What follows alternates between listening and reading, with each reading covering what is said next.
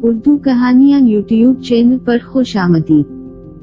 चीजें वक्त के साथ कैसे बदल जाती हैं, उसका अंदाजा तब होता है जब नई नस्ल उस चीज से लालमी का इजहार करती है। मैंने एक कॉलेज में मुशायरे के दौरान ये शेर पढ़ा।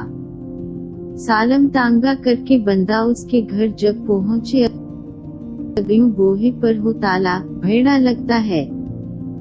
बंदा सालम तांगा करके उसके घर पहुँचे और आगे से दरवाजे पर ताला हो तो फिर बुरा तो लगता है।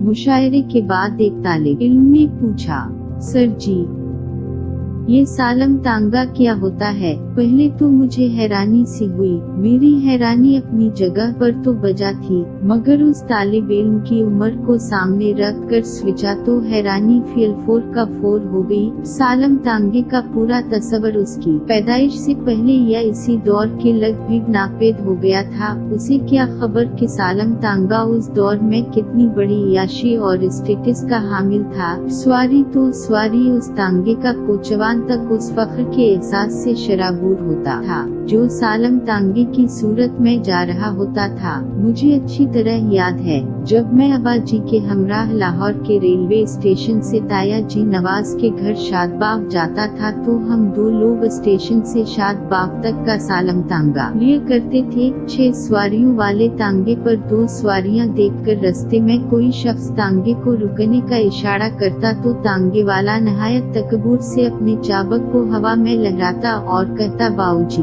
यह सालम तांगा है। फिर आहिस्ता आहिस्ता तांगा मंजर से पस मंजर में जाता रहा और बालाखिर कई शहरों में तो बाकायदा नापेद हो गया। मैंने उस तालिब इल्म से पूछा कि क्या उसने कभी चंची देखी है। तालिब इल्म ने असबात में सर हिला दिया। मैंने उससे पूछा कि उस पर सवारी करने का क्या रिवाज है। वो कहने लगा, रिवाज क्या होना है, किसी जगह खड़ी होती है और सवारियां उस पर बैठती हैं। मैंने कहा, ये सवारियां फी सवारी के हिसाब से बैठती हैं और एक चंची पर कम अज कम 10 सवारियां लोड कर ली जाती हैं। अगर कोई शख्स उस सारी चंची का किराया दे और उस पर वो अकेला या 2-3 लोग बैठ जाएं और बाकी सारी चंची खाली होने के बावजूद और किसी सवारी को न बैठाए तो यूँ समझिए सालम चंची होगी। इसी तरह सालम तांगा होता था।